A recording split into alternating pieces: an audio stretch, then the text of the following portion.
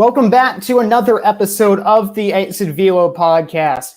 Good evening, everyone. I'm Cohen, and joined alongside me is Maxwell Runde. And Maxwell, there is nothing better than September baseball. Well, I guess before October baseball, but at least in the regular season, there is nothing better than that. And we have a lot of crucial races to talk about today. Oh, yeah, there's a lot going down in baseball, and it's coming to the home stretch after the long, drawn-out 162-game season. It's finally time for some important baseball. It really is. And the two best teams in baseball, arguably, are going to fight against each other on Friday. And that will be the Giants and the Dodgers. Now, what's remarkable this entire season, what's captivated all of our baseball hearts and this entire baseball circle, so the Giants have had a resurgence, of course. No one expected them to compete this year. No one expected bounce-back seasons from players like Brandon Crawford or Buster Posey or even the rotation in Anthony DeSclafani or Kevin Gausman. But here they are, and they were in first place since May 30th until last night when the Dodgers beat the Braves and the Giants fell to the Brewers, and the Dodgers are now back in first place for the first time since April 25th. And those two teams will face off in a three-game set, their final three games of the season, at least the regular season, this Friday. So just looking at these two powerhouses, Maxwell, what do you see from them? Who do you think will come out, at least in the series, victorious? Well, you know what we've said all year long, and the fact that it just doesn't feel like the Giants deserve to be there, or should be there maybe. Deserving, they probably are now. However, I was checking in on their season matchup so far. You won't get how close these two teams are when they've played each other. And I'm really suspecting even whoever wins the division, whoever whatnot, we'll talk about maybe the NL wildcard a little bit today, and we'll realize it's a two-headed race. It's literally whoever faces the loser of the NL West, in my opinion, is just going to get blown out. And then we're going to get that 5-game set between the Giants and Dodgers. But before we get into that, in the 16 games thus far between the two, they are not only tied 8-8, they are exactly tied 68-68 in runs. Well, that's just ridiculous. And you talk about, I guess, low-scoring games. That's less than 4 runs, or that's a little bit more than 4 runs per game for both sides. And these two teams, of course, are, at least the Dodgers are more powerhouse-driven. They more have the offensive potential. The Giants probably have the better pitching at this point, just because the Dodgers have had so many injuries in other cases like Trevor Bauer. So to see those two teams neck and neck and have the same offensive output, and even pitching output too, in that respect, that's pretty remarkable. Yeah, no, just building off what you're saying, like I went in even deeper. They're hitting almost the exact same. You got the Giants with a 222 batting average versus the Dodgers 212 batting average. And the only noticeable difference is all these stats are just leaning towards the fact that the Giants produce runs, whereas the Dodgers just hit the long ball. They hit all these doubles in the gap that score Trey Turner from first, all this other type of stuff. Whereas the Giants play some good old-fashioned baseball. They have, like here, their OPS against the Dodgers this year is 699. It's not that great. But the Dodgers, I messed that up a little bit. Their OPS, or the on base for the Dodgers, is lower than the Giants. But all their stats, in other words, were showing towards the fact that the Giants have relied on just pitch. Both these teams rely extremely on the pitching, and hitting just comes when it does. There's nothing else to say about it. You said it about the pitching, at least for the Dodgers side. You know about the Giants. We've been talking about that, of course, throughout our time on Exit Velo this year. But with the Dodgers, you look at Matt Scherzer especially, and what he has done since the trade deadline. I know he won't win the NL Cy Award because there's too many good options, and Corbin Burns, Brandon Woodruff, and probably the favorite right now, Scherzer's teammate, and Walker Buehler. But Scherzer seems like a top 5 pitcher still in the NL, which is just completely ridiculous. And changing teams, you hardly hear about players doing just as well and this well when changing teams. I know, at least from a hitting side, we have Willie Adames. From a pitching side, it's been Matt Scherzer all year long. Well, actually, I just saw this. I love going on to MLB.com. They do these crazy stat of the days for everyone. And the other one the other day was there's two. There's one about Walker Buehler and one about Max Scherzer. Scherzer had just tied his teammate, Clayton Kershaw, for the second most, I think it was 9 strikeout, 0-run games in a career. It was something around like 41. And the only one above him would be my all-time favorite player, Randy Johnson. But the other one was Walker Buehler, and it's why I am so confident he is the NL Cy Young. It was his 11th start on the season of going at least 7 innings pitched while giving up 2 or less earned runs. He's going out there night in and night out and giving them a quality start and putting them in a phenomenal position to win. The crazy part about Walker Buehler is that he wasn't even an all-star this year, which is hard to believe. Everyone thought that he was snubbed then, and to be fair, there are a lot of really good candidates in the NL, and for whatever reason, even with Buehler's near 100-mile-per-hour fastball, he wasn't that flashy because everyone was talking about the Brewers trio of pitchers and Jacob DeGrom at the time. And now Grom's, of course, been out of the race for a while now because of his injuries, but Buehler's quietly now the favorite, and it's kind of hard to argue against him. He just, looking at innings, whip, strikeouts, he's one of the top pitchers, and not to say Woodruff or Burns are not deserving. Wheeler looked like he was a dark horse to win it, but then he's been slowing down as of late. So Buehler's kind of taking control. And I'll say this, building off of what we were talking about earlier with the Giants and Dodgers pitching staffs just dominating against each other, both have been dominating in the past month leading up to this. Both these teams have very credible records in that time. The Giants went 19-9 while the Dodgers went 21-6. The Giants had the second best ERA in baseball in the month of August. It was 3.07. The Dodgers had the best with 2.25. For an entire month, they had a whip under 1. That is unbelievable. For their whole staff, too, not their bullpen, not just Kenley Jansen guaranteeing the save. No, everyone on the roster. That's just unheard of pitching-wise. It really is. That's a truly remarkable stat, and you're, once again, exactly right. These two teams have been the best of the best, and for good reason, too. They both have excellent pitching. The Dodgers rely more on the long ball, and the Giants have timely hitting. So a matchup is due in the postseason. You mentioned earlier how you're not very confident about the second wildcard place winner because really at this point we know that it's either going to be the Giants or the Dodgers who's going to be in the wildcard race. They're up by over 10 games over the Reds and their nearest competitor. And even the Reds fall out. There's the Padres, Phillies, and Cardinals, perhaps even the Mets. We'll talk about that later, about how the Mets are starting to fall out too. But none of those teams will probably come within 10 games of the Giants or Dodgers. Now, I think it's interesting that you wrote these teams off so quickly because there is a one-game playoff. And at least in the Phillies and even the Cardinals scenario, how cool would it be to see Wheeler really just turn it back and just say, all right, this is me just a couple months ago, and he finally lives it up for the wild card game. Even Adam Wainwright, 40-year-old Adam Wainwright, turning back the clock, sending the Cardinals back to the playoffs. That'd be a truly Cardinal story. So I'm not completely sold on writing these teams out just yet, but I do think there is some merit about how much better the Dodgers and Giants are than any other NL wildcard contender. I won't lie. While you were saying that, I really thought in my head, like it was just before you were saying it, I promise.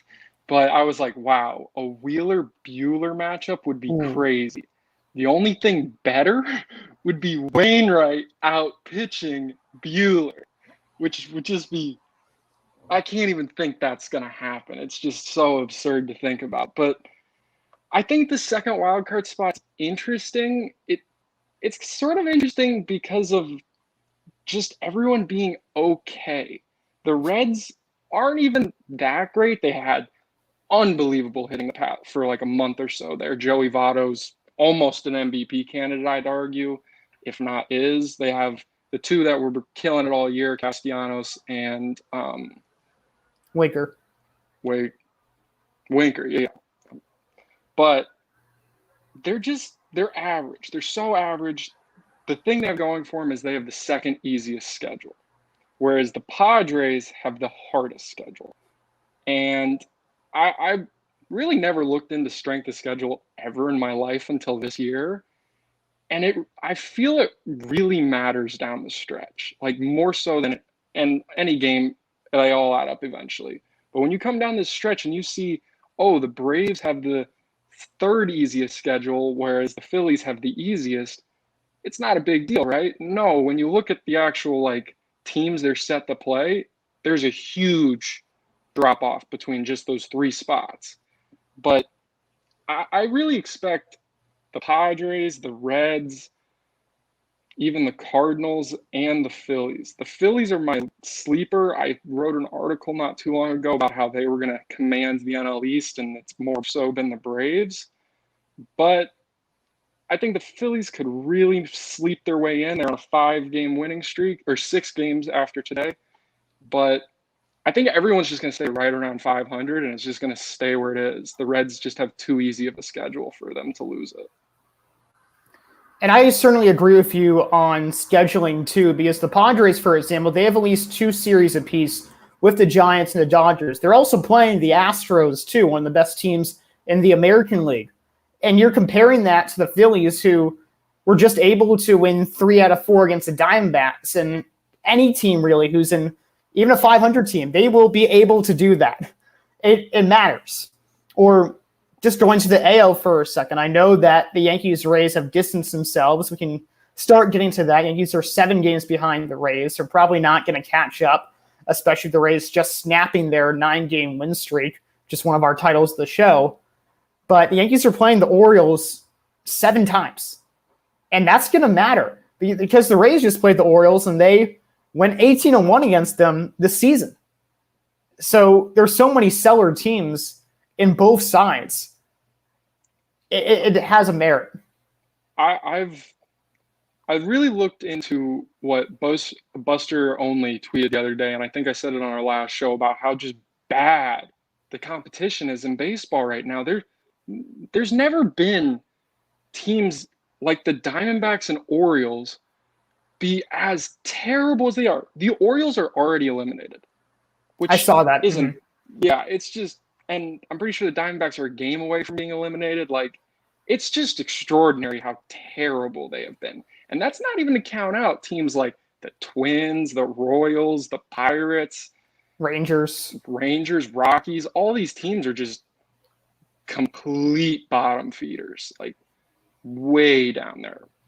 But as you're saying about the Rays and how they handled the Orioles this year, they actually, as you know, went on that 9-game win streak, which helped fend off the Yankees' 13-game win streak. But this year, the Rays are 44-19 against the AL East. Yeah. But since July 29th, they're 18-2. They've really turned it on within their own division when it matters the most. Once you get into July, once you get near the end of it, those division games are vital to moving up in the standings. And you just saw it. Yankees won 13 and moved half a game up. It's just unfortunate. Maxwell, as a Yankee fan, I kind of miss the old days where the Yankees can just kind of beat up on the Blue Jays, the Rays, the Orioles, and the only competitor they had to worry about was the Red Sox, and they're usually around 500 against this team. And historically, they are about 500 against the Red Sox in regular season play. But in recent years, the Yankees have had a lot more trouble with the AL East. They've had a lot more trouble with the Rays, too. And even before the Rays' 9-game winning streak, even before the Yankees' 13-game winning streak, and a quick note about that, right before the Yankees' 13-game win streak, they were 7.5 games out of first place. And then entering the Yankees were just 7 games out of first. So even after all that, they only gained half a game through, which is just such a testament how good the Rays are this season. So once again, it's just the AL East has been so tough, as per usual, as we have seen the last 5 years. And unlike the Yankees, the Rays have been able to win games. That's why that even if the Yankees come within 3 games of getting to first place against the Rays and you head into that final series where they have the 3-game set, Yankees aren't winning that. They're not sweeping that. The best they can do is 2-3 because they just can't sweep the Rays anymore.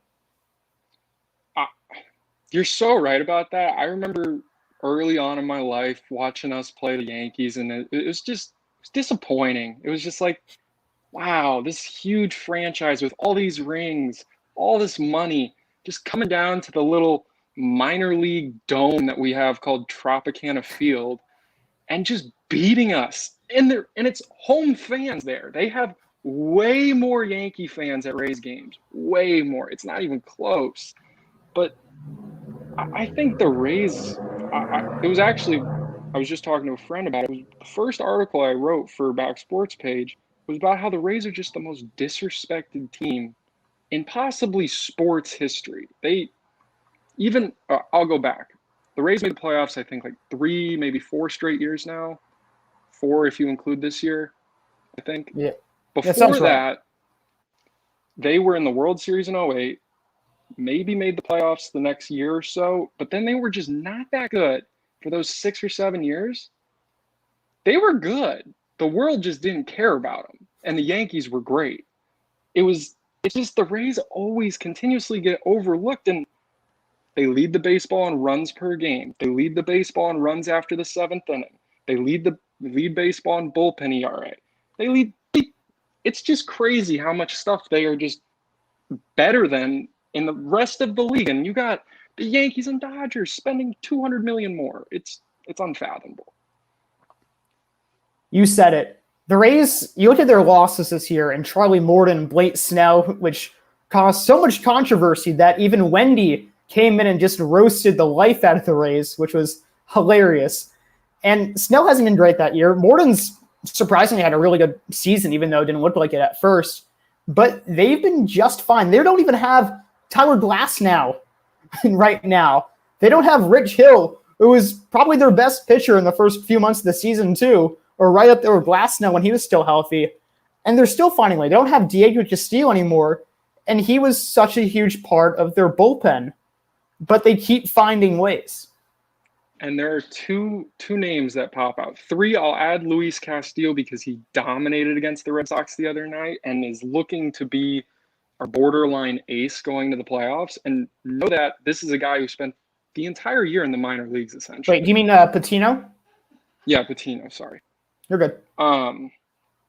No, but I think the biggest one is Drew Rasmussen, or Mussa. I forget how to say his name. It's an odd name. He was a relief pitcher we acquired in the Willy Adames trade, which is just widely made fun of at this point because Willie's a borderline MVP. But Drew has been unbelievable. And after the All-Star break, we had this guy. We weren't sure how we were going to use him yet, but we knew he had the best slider in the game, arguably. We said, let's just casually throw him as a starting pitcher. In his last 11 appearances, which I think 4 or so, he's been a real starter, going at least 4 innings. 32.1 or 32 and a third innings pitched, 1.96 ERA, and a .966 WHIP. He's dropped his ERA by 1.94 in those 11 appearances. It's just remarkable. And then the other was Shane McClanahan, who's 5-0 with 2.76 ERA in August. Club record for wins in a single month and club record for wins in August. And he's someone, correct me if I'm wrong, he debuted in the playoffs last year. Did. And it was because he throws 100 miles per hour from the left side. He's essentially the Rays version of Garrett Crochet. So he's been incredible, but even looking at the offensive side, Brandon Lau is one of the most slept upon power hitters in the game. He's a middle infielder with 31 homers. And I know that is getting less and less incredible because you see even players like Jose Altuve reach that mark nowadays. Is it a home run increase? But that's still pretty remarkable, especially with a month left. He might end up with more homers than Aaron Judge, who just hit the 30 homer mark for the first time since 2017. And then even Mike Zunino, I'm looking at his stats right now, 27 homers, which is about usual for him, but his defense has been so excellent that he has a 3.5 WAR. I didn't even think Zunino had the capability to do that again after his prime with the Mariners. This is exactly what the Rays have been waiting for ever since they traded Malik Smith for Zunino. They knew he was an elite defensive catcher, and they knew in Seattle he was a dominant power hitter. It just had not come together at all in his first 2 years. Really, he had a good postseason, but that's all he really did that year. And the year before that, we had d'Arnaud come out of nowhere off the waiver wire and be a beast. I saw this one going off, and the majority of those homers are attributed to Zunino, but the Rays lead all of baseball with catchers with 33 home runs and 83 RBIs. Do not sleep on Francisco Mejia. He is a great backup catcher. But Lau is just one of the oddities in baseball. It's just some random guy with a receding hairline. He's like 28, and he's maybe 5'10", something, nothing special. He's not jacked like Wander, the 20-year-old freak over there. He's just some average-looking guy, and he's a power hitter, a full-blown power hitter. He lives and dies with an OPS, and that's it. And it's finally working. And he struggled a bit out of the gates this year, and he's really turned it on. But the one I want to toss it over to you to see how you feel about Wander and his little 32-game streak right now. Well, he's just living to all the hype. And once again, you hear about the Rays getting a lot of negative feedback for training with Willy Adames. But everyone knew that he wasn't going to last there because not only do you have Wander Franco, you have Vidal Brujan, who also probably play a huge role and probably be a Rookie of the Year candidate next year. He had a small sample size, didn't impress too much, then went back to the minors. But their middle infield prospects are ridiculous. And they have Joey Wendell, who another guy who came out of nowhere. He's pretty much moving over from shortstop to third. Shortstop was his natural position. He's an amazing fielder. We saw that in the World Series last year. He was making play after play. This is what the Rays do best. They have the best scouting in baseball. You cannot tell me otherwise. Maybe the Dodgers are close, but with how little resources the Rays have and to continue to produce players year in, year out, they do it better than the Cardinals. They have a whole book called The Cardinal Way about how they have the next guy up mentality, but the Rays are just that much higher than them. I think my brother and I make this joke all the time, and it's actually becoming a reality at this point. The Rays, if it were ideal to them, would have, I think, 4 total things on their entire roster: center fielders, shortstops, catchers, and pitchers who throw sliders nonstop. That's it. That's all we need. And we're going to break 100 wins, hopefully. It's crazy. They're on pace to set their franchise record in wins. They're, a half game back from the Dodgers with the best record in baseball? And I don't know. I'm kind of hoping we get a little rematch of last year's World Series. It doesn't happen very often in baseball. But what if you got David versus Goliath Part 2? Like Revenge of whatever. But it would just I'm really getting excited for Rays baseball. And if that matchup happens, these are 2 very different teams from last year. More so on the Rays side because – go ahead.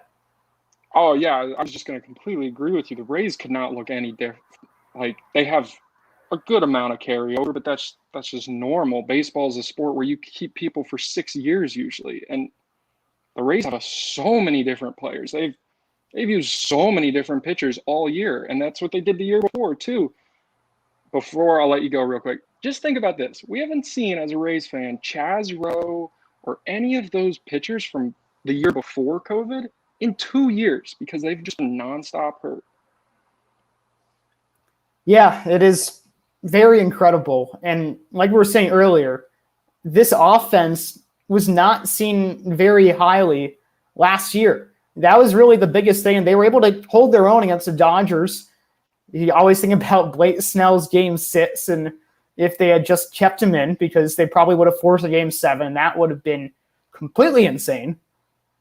But they were going toe-to-toe the Dodgers. They were looking up, and then you have Austin Meadows come back. You have Lau have the best season of his career, which was long going to happen because he's done nothing but rake and hit homers since his major league debut.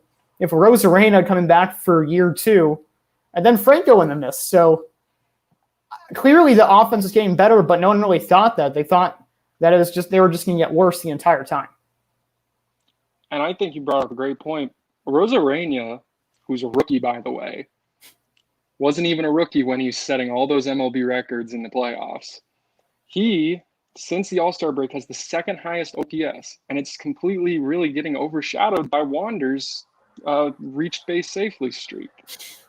Rosarena, in the last 19 games, is hitting .362, 4 home runs, 11 RBIs, and a 1.081 OPS. I don't know how else to put it than what you just said. We just rake, and it's very sudden. Like, it wasn't built up at all. You don't just have Judge and Stanton on your roster for 10 years and that they're just going to come around one of these days, one of these months, one of these years, seasons. They're going to hit every home run. No. Rays just pull people up from their world champion AAA team and hope for the best.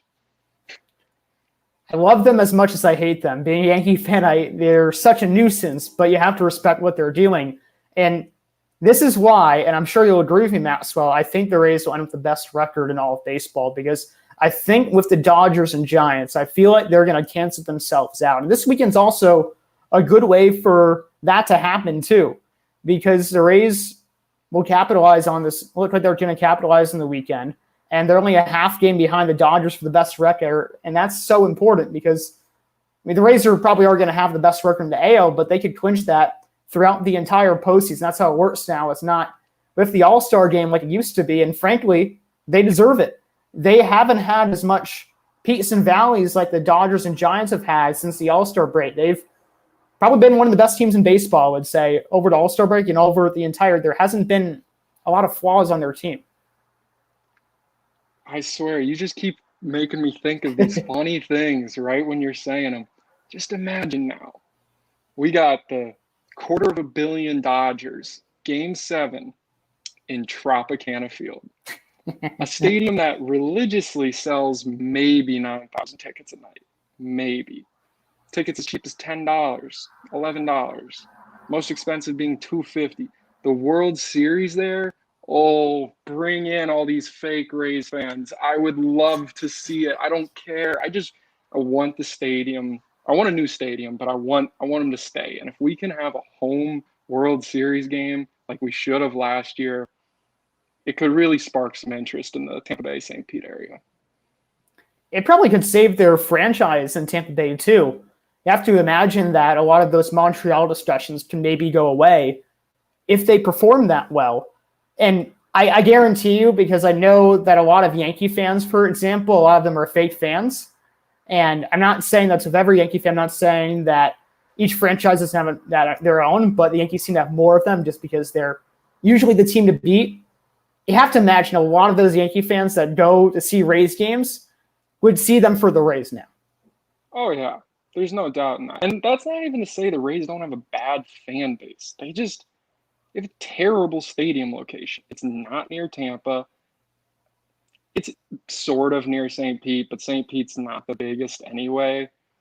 But I don't know. It's just, we probably pull pretty well on TVs because Florida's only 2 teams and Miami is terrible right now. But nobody just seems to go to the Trop. And I'll tell you this, I've been to Fenway. I've been to the new Yankee Stadium. I've been to Wrigley Field. They're all picturesque. They're all historical landmarks. Tropicana Field is something else. Tropicana Field is its own environment that is just unparalleled in baseball. Still like those Devil Rays they have there. That's really just the best part of the stadium other than it being a dome. So just everything about their franchise is intriguing and different. They are just so much fun to watch. And again, they're going to win the AL East so easily. The Yankees don't have a chance at this point. The Yankees, they should consider the season a failure in the sense that they didn't win a division or made it more competitive. And I know they won a 13-game win streak. I know that it took them a lot for them to battle back to where they are. But you look at those middle months, and that's just unacceptable. And you look at the Red Sox now, that's also unacceptable. Yet these two teams might be facing off in the AL wildcard game, and that'd be so much fun to watch. Apparently, Cole versus Sale if it gets to that point. But looking especially at the A's and the Blue Jays, they can knock out the Red Sox. They can make things tough for the Yankees. The Yankees are only up on the Red Sox by 2 games, and I believe the next closest team, the A's, are about 2 games back too. I will say I hold a similar mindset on the AL wildcard as I did on the NL, and I just refuse to see anyone but the Yankees and Red Sox in this wildcard matchup. But this one has a lot of opportunities for baseball to be baseball, for teams just to hit a hot streak and turn it all around. For all we know, it's the Mariners. For all we know, who's the other one? Toronto can make up 4.5 games and whatever's left. There's some spice still left in the AL. The NL, it's really just that last spot, which could come down to very last things. But I just think the A's are on a bad losing streak right now. They're 3-7 in their last 10, and I'm pretty sure they were 3-7 in their last 10 the last time we did this show. And the Red Sox, they're very much flattening out. Like you were saying, they should be disappointed in how they just stopped being so crazy. And that's just the best way I can put it, because as a Rays fan, I know pretty much a lot of those Red Sox players, and they shouldn't have, except for their left side of their infield, which is phenomenal. They shouldn't be that great. JD Martinez is having a great bounce back year. Verdugo's coming into his own a bit, and their pitching staff's not been terrible.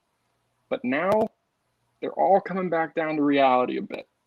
Same thing, actually more of the opposite for the Yankees. The Yankees totally have to look back on the season and be like, did Boone do his best? Is Boone our future option? This roster is crazy, just crazy. Maybe the GM, Cashman, needs a little hate for never getting pitching that much. But even so, I look at Boone and just say, I don't think it's working. Boone does kind of remind me of Girardi 2.0, because at least earlier in the season, Boone was having a lot of difficulties for the bullpen. The one thing I will say about him that we also saw with Girardi too is that he's outplayed the Yankees' run differential. The Yankees are 5 games better than their expected win-loss percentage, and I think their run differential is around just a little over 50, which is not very good compared to teams like the Rays or the Dodgers or the Giants, who are well over 100. That's how much of a gap there is. But he's had to manage a bullpen that hasn't had Zach Britton or Justin Wilson or Darren O'Day and Chapman having one of the worst seasons of his career. And I can't imagine the Yankees staying with him after his contract expires, which I believe will be after next season. So I give him a lot of credit for going with that and also trusting the starters more. Montgomery's having a very underrated season. The choice to use Cortez back in the rotation after Yankees shipped him off to the Mariners only for him to get released. Yankees picking him up again and him essentially becoming a very viable number 3 starter. You have to give a lot of credit to Boone and Cashman for that. So I think they both saved their jobs with the way they performed in the second half. But again, where was this the first half? Why did it take them so long to make these decisions when Yankees kept looking like they were going to go hot and then falling off and unable to get sweeps? It was just really that 13-game win streak they saved them. Otherwise, they would not be a playoff team right now. They'd be in the same boat as the Blue Jays and the Mariners, perhaps even a little bit worse than them. I think the best move for the Yankees is going to be a crazy splash move. And I'm not talking pull out your checkbook and write me $300 million. No. I'm talking trade Glaber. I'm talking trade Judge. Judge is probably never going to get traded, but either way, they need to shake some stuff up. If you listen to what you just said, you said Darren O'Day, Aroldis Chapman, and Zach Britton. Those are not recent pitchers. They're good, and have the potential to be nasty. But they're just good way to compare it. And I know the Rays are so complete other end of things. The Rays have pitching coming out of nowhere. Some of these guys I feel like were working at grocery stores and now they throw a 90-mile-per-hour slider. It's just crazy. I just have to wonder, were the Rays' depth really this good that we had players in Double-A just throwing immaculate innings like it's nothing? Or was it just the Yankees? I just think the Yankees, they need to shift their complete focus on their entire roster. They have the cornerstone. And when it comes to hitting, you don't need much more. You need that spark and you need the guy, the bloop and the blast. That's what you need in baseball. You don't need blast, blast, blast, blast, and 50 strikeouts thrown in there too.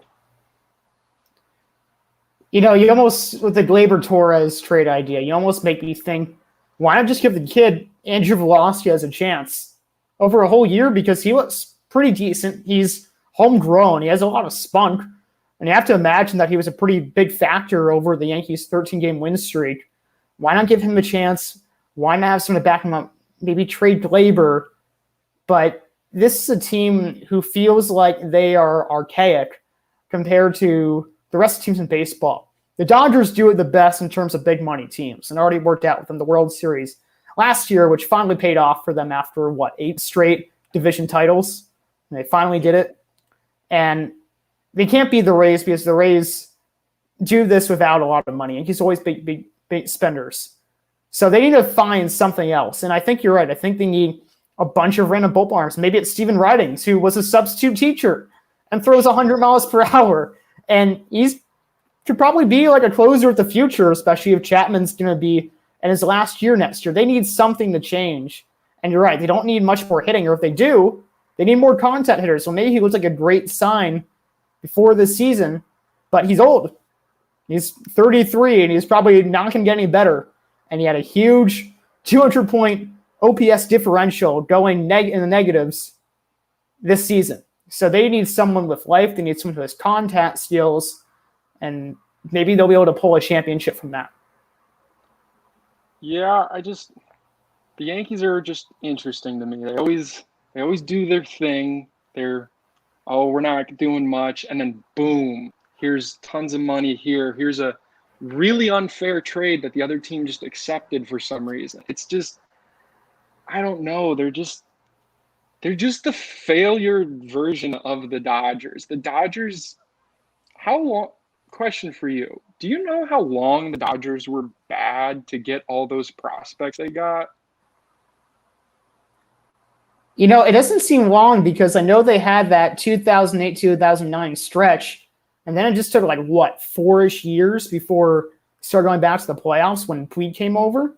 So really not that long.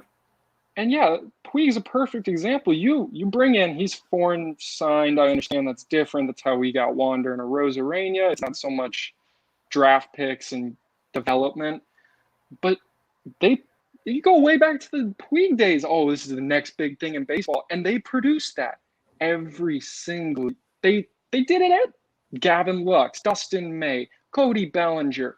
The list goes on forever with the Dodgers. The Yankees, Gleyber, I guess. You got Gio, who's not even a Yankee. You got Andujar. You got Severino, yeah. I will say they've been a little hurt by pitchers getting hurt. Their own pitchers getting hurt specifically. It is unfortunate. And again, you could say, hey, everyone's getting injured, which is fair. And he's probably still done it more than others, but that's on them. At the end of the day, it doesn't matter. They still have baseball games to play. Can't cry us a river. They need something else to change. And until they have some type of structural change, it's very difficult to see them bypass the Rays and maybe even bypass the White Sox. Are they really better than the Giants and Dodgers? Not quite. I still think they can make a good run, but they will be meeting the Rays again. And I don't feel confident they can beat the Rays just yet. I would like to think so, but it's a very tough situation the way that the Rays have been playing them, not only this year, but also in years prior. And I'll just stress this. I've been talking a lot of smack, and I know my Rays are giving you the worst right now, but it's baseball. Anything can happen. It's the least predictable playoffs by far. We haven't had a repeat World Series champion since 08, no, since Since 99, 2000. Yeah, it's just crazy. I mean, literally what we're talking about with the Dodgers. They were favorites to win the World Series for like 4 straight years, probably. If not, they're going to do it for 4 more. But are they going to do it 8 total times? I really, really hope not. Mm-hmm. Like, it's just, the regular season, it matters. Don't get me wrong. But that wild card is killer nowadays. That wild card, just imagine if the Giants lose. Giants dominate the division all year long. Just get beat out by the Phillies, the Cardinals, like that. Those teams were not good at all for the majority of the season. They were hanging around, but like they were middle of the pack teams in the worst divisions in baseball. And baseball's that sport. When you get hot, you get hot. And if you get hot at the right time, you can't lose. The Washington Nationals, prime example. This just always seems to be the case for the wild card game too. It's called the wild card game for a reason, because especially in September, it gets insane. And, you know, we haven't talked about this team yet. We've been harping a lot on the Giants and Dodgers, Yankees and Rays, but the Mets still have a chance. And I don't think they will make it. I really don't. And maybe I'm basing this off about what just happened with them, about the whole booing situation, which is so ridiculous being a New Yorker, because you can't address the boos by doing a thumbs down sign. Only the Mets could pull something off like that. That's not how you handle New York. And New York fans were just booing them even louder. And the only reason why they were quiet is because of that walk-off. It's like, okay, great, maybe they're back in the win column. But then Zach Scott, their GM, is driving at 4 a.m. He's on administrative leave. And the Mets are just going to Met. So, you know, it's very sad with their organization, because they always, especially in the 2010s and the 2020s now, they have the talent, but something seems to happen to them. It's not just Kansas City that one year in 2015. It's something that happens, but it seems hard to count them out, because they have all these great players in Baez and Lindor and Conforto and Alonso. Then you have Stroman in the rotation too. But there's, even out of all the mediocre teams in the NL, they don't even rank among them. No, I remember going back. I wrote that piece about the Phillies. I think they would slide up and take the Mets spot. I was writing that article. The Mets, while still leading the division, were bad. They weren't good. They weren't like, their offense was bad. And their pitching was just carrying them. Specifically, Taijuan Walker going crazy, Stroman eating innings, and of course, the video game himself, DeGrom. I would say if DeGrom was here, all bets are off. Yeah. Mets could win them all. I don't care. I just think he's like that. He does something to that clubhouse, to that team, to Walker, to Stroman. They just really look up to that guy, and he brings out something in them. It has to be. And on the contrary, Baez takes something out of them. I don't like Baez personally, and I suspect he will not be returning to the Mets, let alone maybe not the Yankees, even though it would be a very Yankees move just to randomly add this guy. I can't believe you would thought, like, what are you trying to accomplish thumbs downing your fans? They're not going to get what you're doing. You're going to have to go to the media, who you already know, after you explain what you're doing, you're going to get destroyed for doing so. It's just the Mets. I don't know how else to say it, like you were telling. And there's been a lot of weird teams, like, you know, the Cubs and everyone just being or loving them really before that 2016 World Series, and they still have a lot of respect too, even in 2021, even after kind of tanking at this point. But they still don't compare to just the Mets' weirdness. it's hard to describe, but my family's filled with Mets fans, and I just have all the respect in the world for them because I know that's not easy. So you want to see this team back, and I think you hit a nail on it about how DeGrom kind of carries that team. They might not win as many games during his starts, but he makes that whole clubhouse better. He's going to be a Met for life. I can't see any other way. And the Mets just need to put it around good pieces for him. They try to do so with Lindor, but you're already starting to see how his offense numbers are declining. He was no longer the best shortstop in the game, which he was for several years by the time the Mets signed into that ridiculous deal.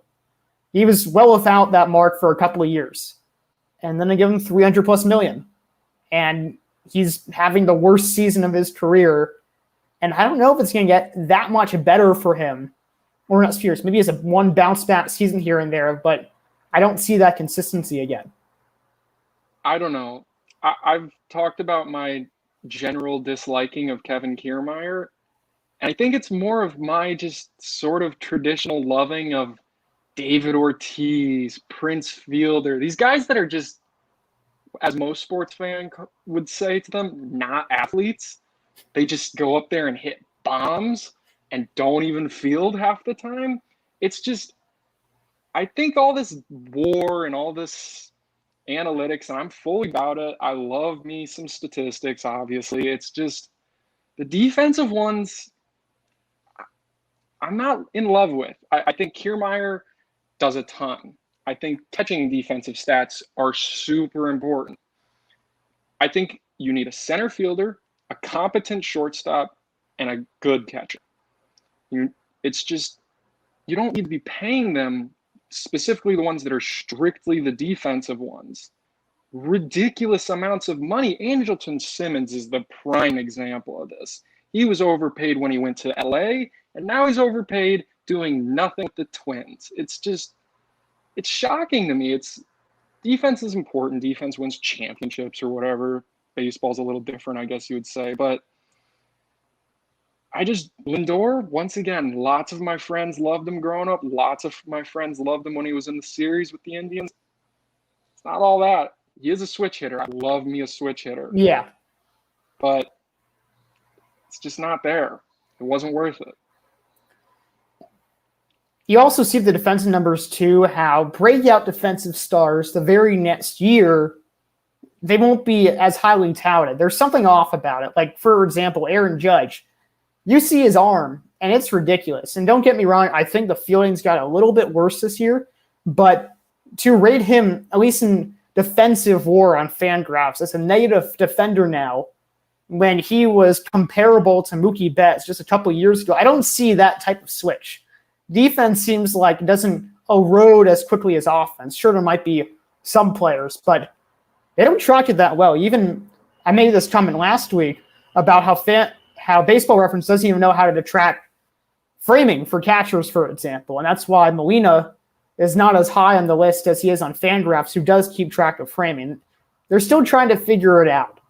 So you have to take that with a grain of salt. And defense doesn't win championships in baseball. Sure, it will help. You have to have a good defense in baseball to win championships. That's why another reason why the Yankees have not made the World Series since 2009, because they have not had good defenses in the slightest. It helps. It's important. But good hitting and good pitching matter so much more. And I'm glad you brought up the Yankees because I left it out. I would completely suggest to every team in the baseball to not do what the Yankees are doing. Defense matters more than what they think.